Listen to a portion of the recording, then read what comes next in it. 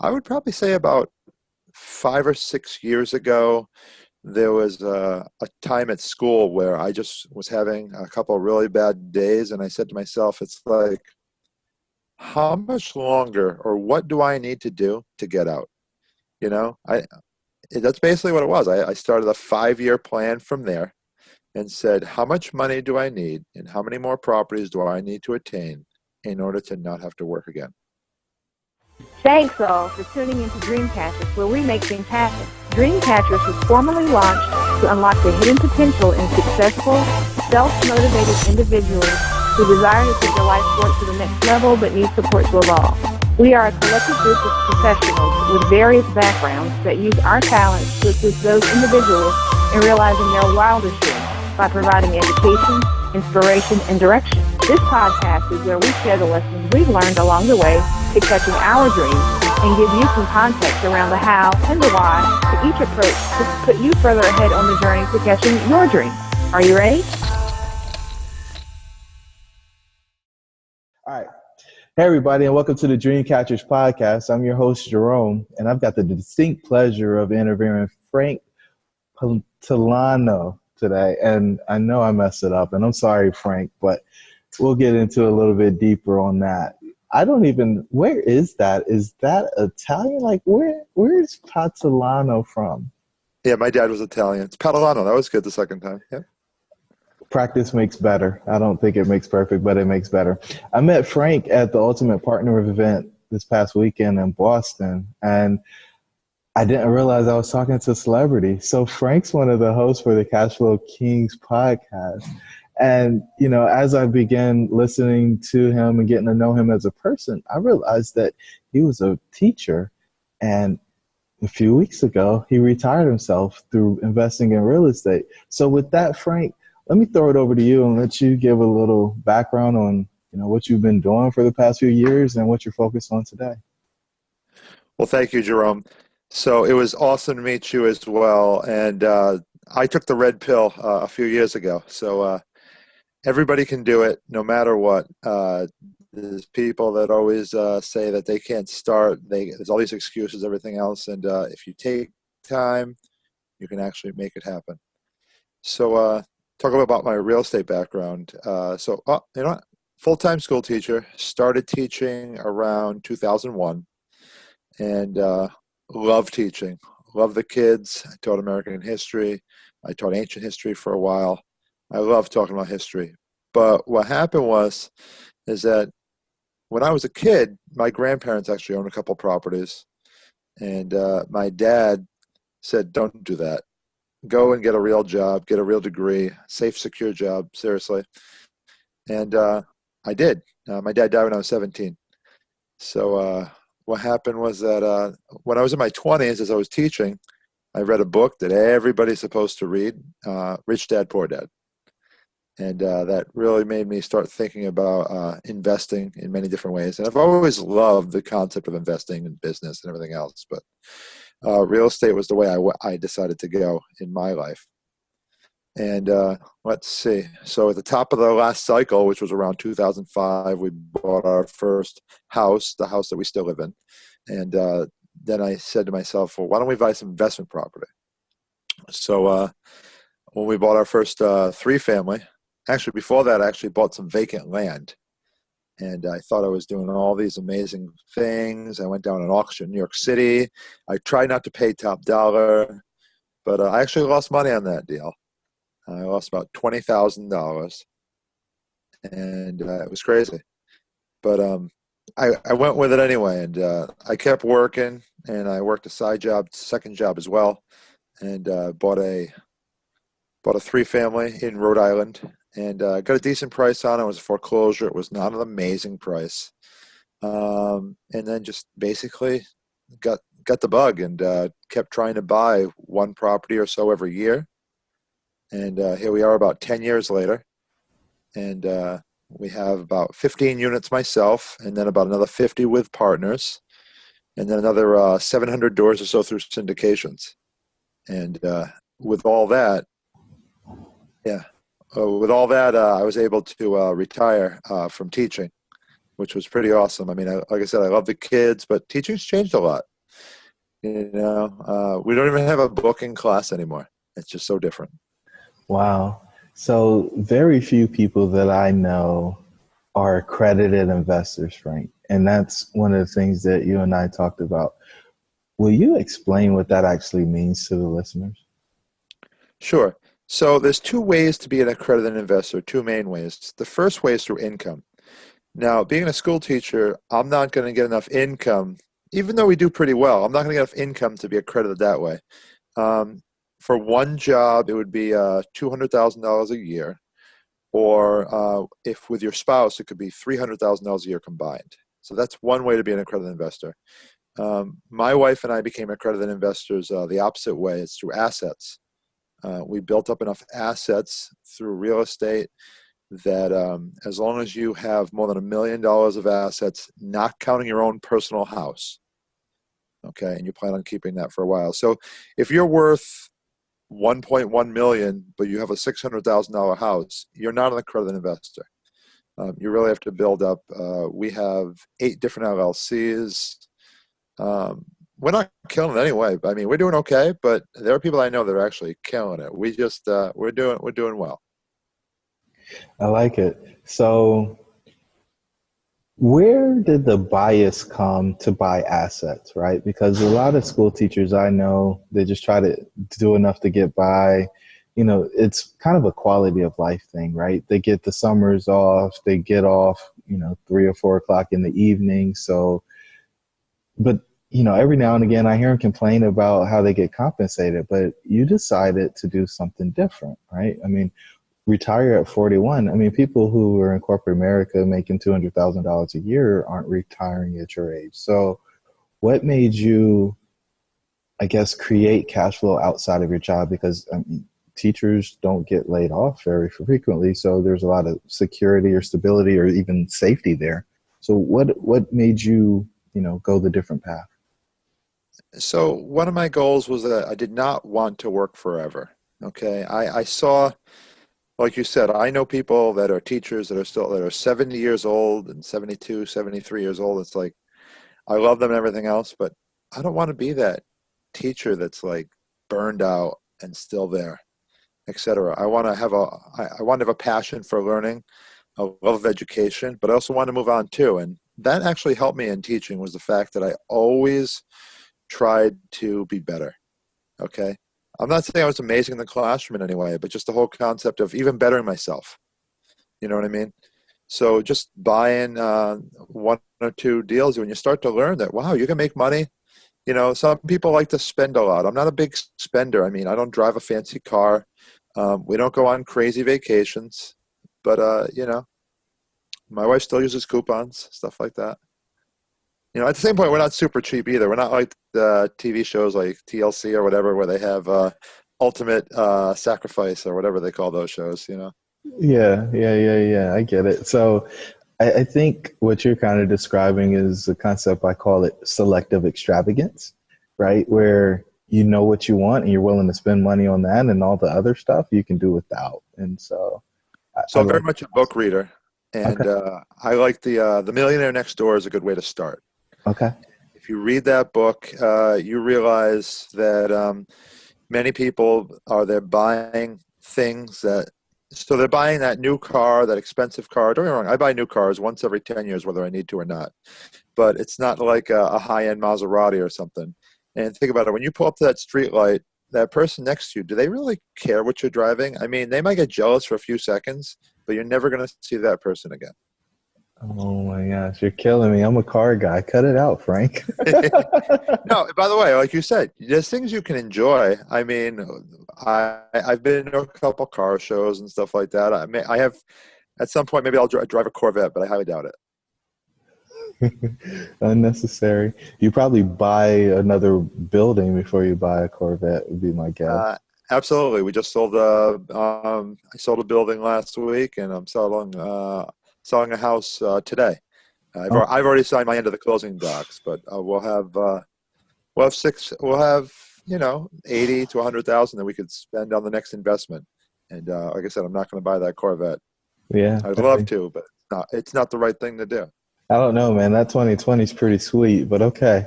Um, I haven't seen the 2020 yet, so oh, where have you been? Are you under a rock? Come on. You all right. look that So up as soon as what we get off. color? It's what? Red, of course. I was Red gonna and say black. what color for you? Red and black. Red and There you black. go. The same formula every time. Red and black. We can put. I took the red pill right on the side of it. We can.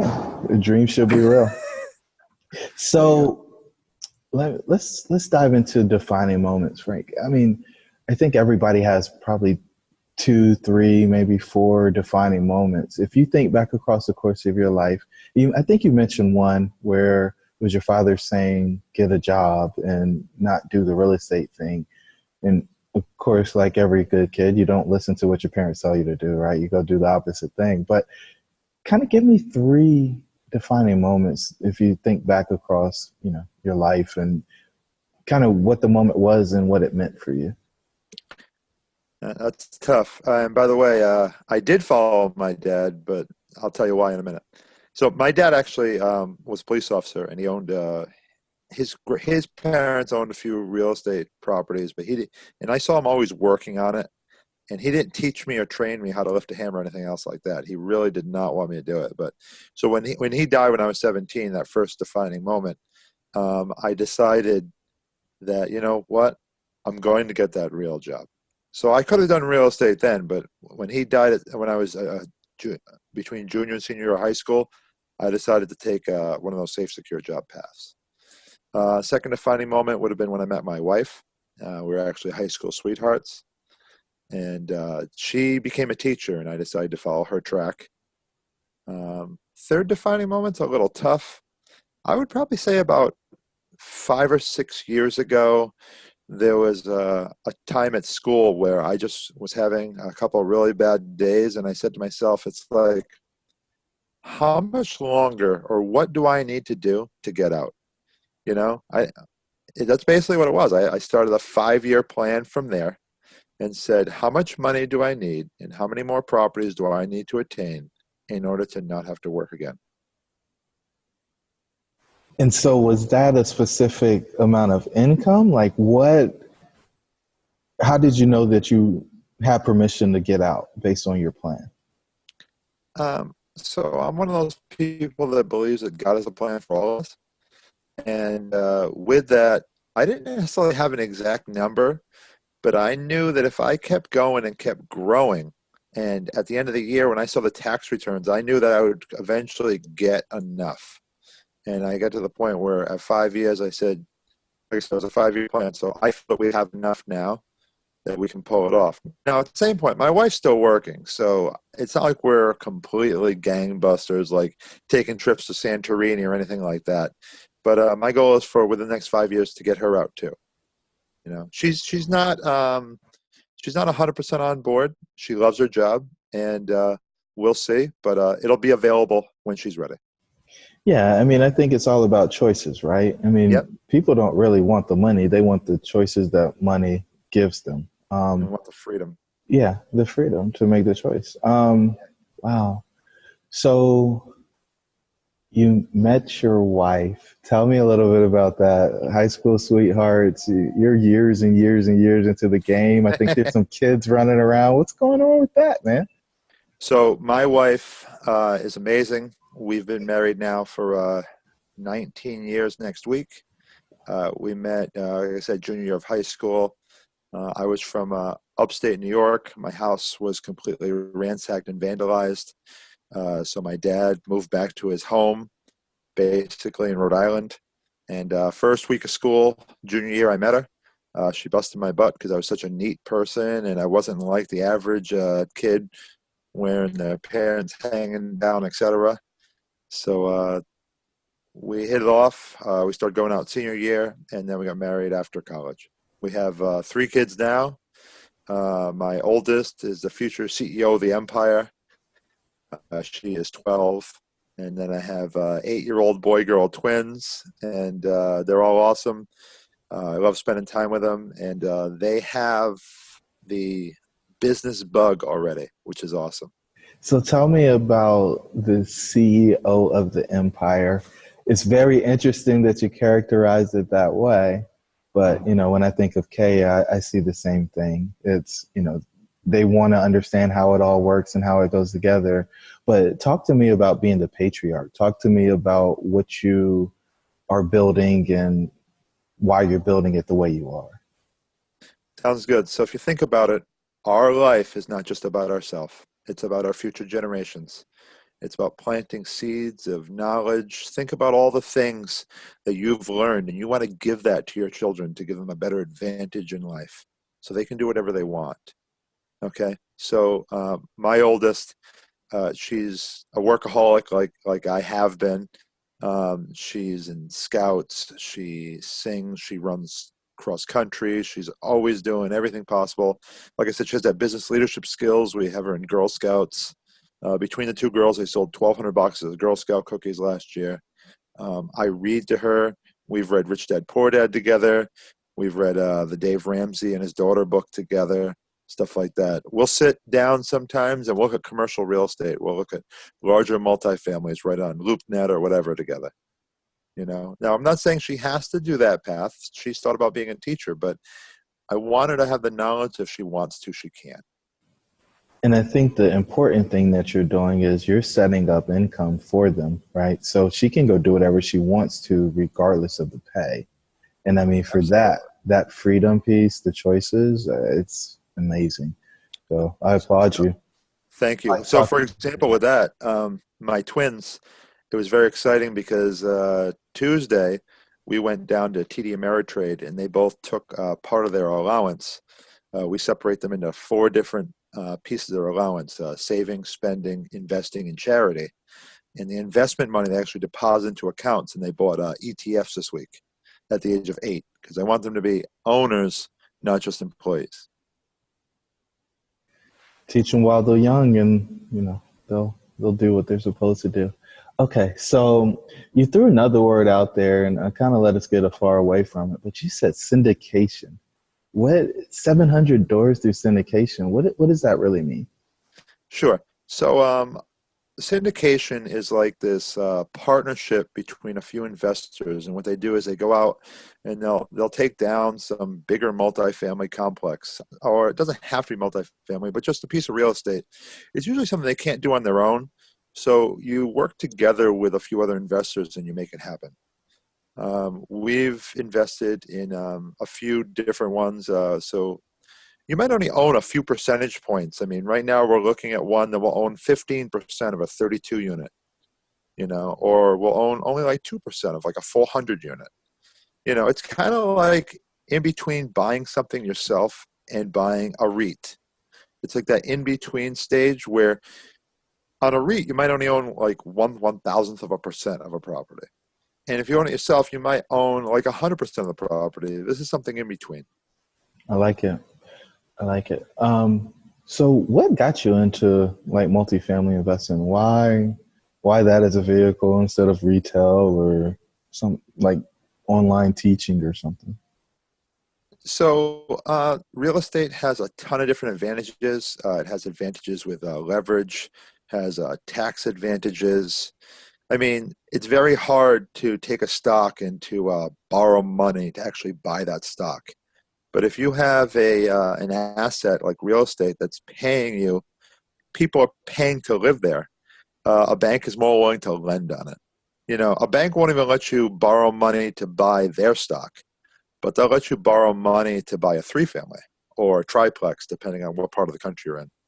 It's interesting because you threw Dave Ramsey in there, and Dave says don't borrow money. So what do you say to the folks who are Dave Ramsey? I'm more Kiyosaki than Ramsey, so So it's funny to say that. I love both. And I joke that it's like I have like an angel and a devil on both sides of my shoulders all the time, with like Dave Ramsey on one side and Robert Kiyosaki on the other. And I won't tell you which one's which, but it all depends on the situation, I guess. But no, Dave Ramsey is awesome. I always have people look at Dave Ramsey first, especially with the paying down of debt, especially high interest debt. I have people every day that talk about like college loans, and people always ask me for advice. I thought about becoming a certified financial planner, which is another way to educate people. But instead, we're doing it through our podcast and other ways, just teaching about real estate. so Early on, you mentioned that you lost money on your first deal. And I think the majority of our biggest lessons come through loss. What would be kind of the three biggest lessons you've learned either in real estate or just in life in general? Sure. So I've gotten to the point where I feel that failure is okay once in a while. I'm not saying to go skydiving without a parachute or anything, but just the whole concept that in school, we teach that failure is always bad. And that's not true. Failure gives you opportunities to learn lessons. Okay? Failures make you stronger. That first time you ride a bike, you're going to fall off. Okay? Over time, you're going to get right back up. When you were a little toddler and you started crawling and walking, you fell and then you got back up. Same thing with real estate and every other business and every other chance in your life. Go out there, take a chance. Okay? You're going to fall down. You're going to have a little failure once in a while, but you're going to learn from it and you're going to get better. Let's see. Give you an example. Even recently, I mean, I still lose money on a deal once in a while. We had a property where I missed that it was legally a residential property. It's a 50-year-old building. It was always a commercial building. But when the last commercial tenant left, when they went up to put the building up for sale, I assumed, and you know what happens when you assume, I assumed that it was still going to be considered commercial. But the city forced me to do something residential with it. Now, I could have fought the city up, but it's a small parcel. And I decided to just turn it into a house, lose a couple bucks, and just move on, you know? But I tell you what, taking risks is what makes you better. Make you rich if you're right, too. Well, absolutely. You got to take risks. I mean, if you don't take any risks, you're never going to get anywhere in life. Okay? Don't you agree? Absolutely. I think you have to. I'm probably pushing all the chips in. So I'm at this, I think I'm in a defining moment for myself as I transition into syndication and bigger deals. It's aggressive, and fortunately we haven't been hit with anything too bad. Everything we've made a misstep, we've been able to correct, but so no really glaring. I think my worst thing was modeling something and missing the taxes on it, and I put 1,000 in, and annually they're 10,000. That's a little different, but the property is big enough that it's able to cover it up. So not too bad there. That's a big difference, but it taking that action builds that experience. I mean, what do they say sometimes? How do you get better at something? Through experience. Well, how do you gain experience? By failing once in a while. You know, those little things. Yeah, no question. So let's what gift are you giving the world, Frank? You jumped out the classroom. I imagine most teachers believe spending the time in the classroom is their gift. Now that you've transitioned, what gift are you giving the world? So we're still educating people, but we're educating people more through social media. We're always giving out ideas on how to become better at real estate. We talk about mindset, money, investing. I'm always still, I'm mentoring, I'm giving advice. There's always people asking questions. And I know some people say that free advice isn't worth much, but I have experienced advice. And sometimes it's free. I mean, we do have a charging program that for mentoring too, because you can only spend so much time doing things for free. Jimmy, my partner on the Cash Flow Kings, he's always big on that cup of coffee, $4. We just made you $10,000, $20,000. We can't always be giving away, for a $4 cup of coffee chat. And I struggle with that just because I was teaching so long. The fact that I'm a very giving person, but we're working on it because that's one way for me to generate a little side income besides my cash flow in real estate. So talk to me about cash. Hey guys, back in 2016, me and the team decided to formalize Dreamcatchers as an organization who can help people achieve their wildest dreams. If this is you, please visit our website at dreamshouldbereal.com in order to find out the details of our services and how we can help you become a Dreamcatcher. Talk to you soon.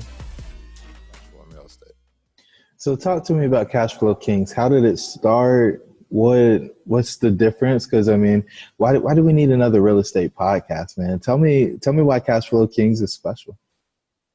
Sure. So Jimmy has a background in, he's my partner, and he thought of the idea of Cash Flow Kings.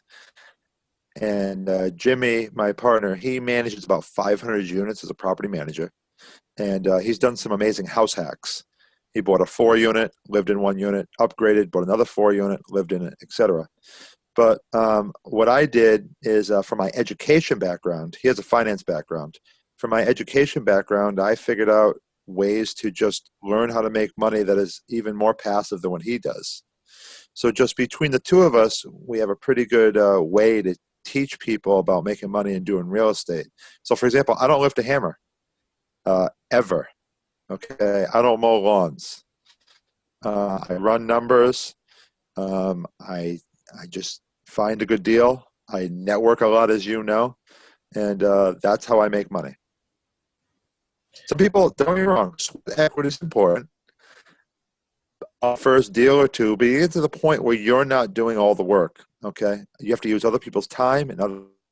So I don't lift a hammer. I don't mow lawns, anything like that anymore. I just take the numbers and run with them, and if it works, it works. You got to realize sweat equity is important, especially when you're starting out.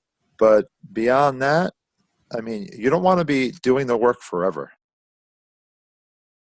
You got to Yeah, use other people's time and other people's money. yeah. I mean, that part, I think a lot of us underestimate because the whole value is in scale, right? The big companies are seen as stable and safe because they're big, maybe too big to fail, you know?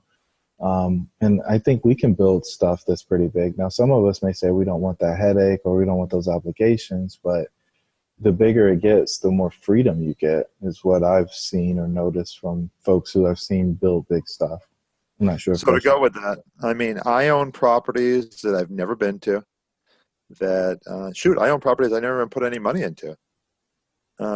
There's been deals before that are there was a 2-family in not the best area of Providence that I bought for 28,000. This go back about 4 or 5 years ago. There was a title issue. We cleaned up the title issue. We sold it to the first floor tenants for 65. I had never been on the property. We paid people to take care of everything. That's awesome, man. So, Frank, what are you most grateful for? Say the question again. I didn't hear it. Sorry, what are you most grateful for? I am grateful that my wife is around and helps take care of the kids and helps make an awesome life. She works very hard. And besides that, I'm grateful for just being able to get up every day and do what I want to do now. I love it. Hey, man, you said your wife's awesome or great about 4 times in the past hour. So she's either really awesome or you've been trained really well. I'm not sure which one it is right now, but you said the same thing when I saw you and weren't recording. So I believe that, she's a pretty special lady and, all these years and to do it from high school going up. I mean, that's great. Well, I got to be honest with you. We don't see eye to eye on real estate necessarily. Talk more about that because She's that's your passion. Tell me more. Yeah. So there are some people that I know that they're awesome, that they have quite a relationship, and that they both want to be in real estate. She has no desire to be in real estate, and she actually worries that real estate takes up too much of my time. But besides that, I wouldn't say we necessarily fight over it. She knows that it's something that I love to do, and she lets me run with it. She'll appreciate real estate more when you get her free. There you go. That's the goal. So I guess my last question is, what if people kind of blanked out for the past 30 or 40 minutes and they only heard the next sentence or paragraph? What would you want people to take away from this conversation? Wow, that is pretty powerful.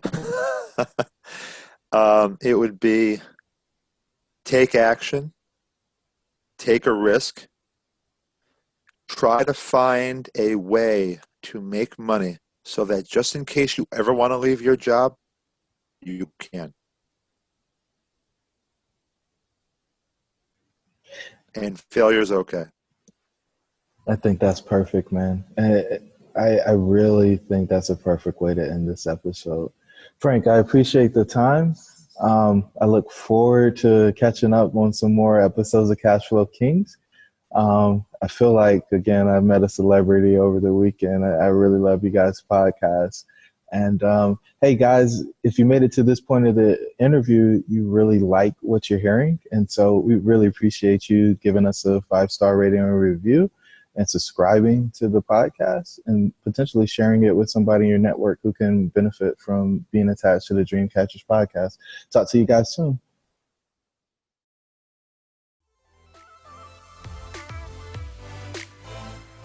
If you want to learn more about Dreamcatchers, please visit the website at dreamshouldbereal.com.